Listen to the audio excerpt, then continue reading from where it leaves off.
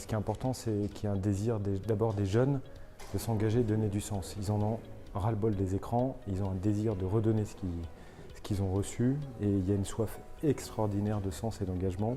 Et aujourd'hui, si des entreprises ont du mal à recruter, les associations débordent de candidatures. La question, c'est est-ce que les candidatures sont bonnes?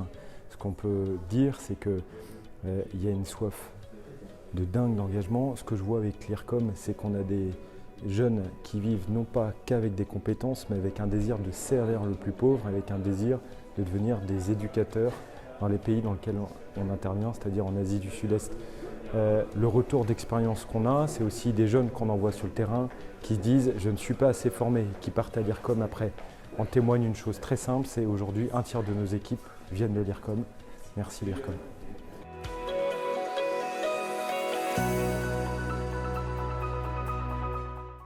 Ça fait 33 ans qu'on envoie des volontaires de solidarité internationale sur le terrain.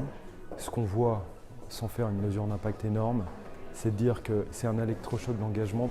S'il est bien relu, bien accompagné sur le terrain, c'est un électrochoc d'engagement pour toute leur vie, pour la France. L'engagement dans les associations, dans les institutions, dans les entreprises. Nous, on dit souvent, devenir bambou, c'est le nom de nos volontaires. C'est les futurs managers des entreprises de demain. Allez-y.